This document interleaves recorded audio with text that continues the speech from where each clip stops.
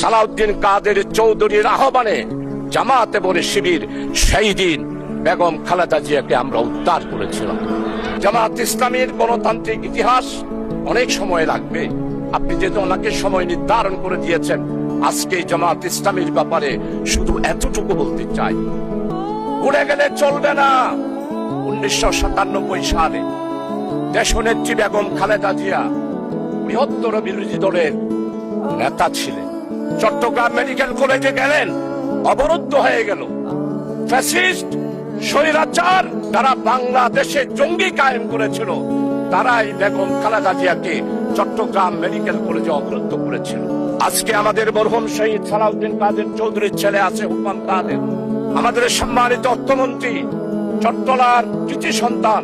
তার পরিবারে উনার আব্বা নয়, উনার দাদা থেকেই মন্ত্রিত্ব ওনারা পেয়ে আসতেছে। সেই রকম সম্ভ্রান্ত পরিবারের সন্তান উনিও দেশনেত্রী বেগম খালেদা জিয়ার সাথে মেডিকেল কলেজে ছিলেন। আজকে সম্মানিত অর্থমন্ত্রী, আপনি স্বীকার করবেন, সর্বপ্রথম টেলিফোন করেছিল মরহুম শহীদ সালাউদ্দিন কাদের চৌধুরী। আমি শাহজাহান চৌধুরী, আমি তো জামাত, আমি তো শিবির। কিন্তু সেই দিন আমরা জামাত শিবিরেরা চট্টগ্রাম মেডিকেল কলেজ থেকে দেশনেত্রী বেগম খালেদা জিয়াকে সালাউদ্দিন কাদের চৌধুরীর আহ্বানে জামাত এবং শিবির সেই দিন বেগম খালেদা জিয়াকে আমরা উদ্ধার করেছিলাম।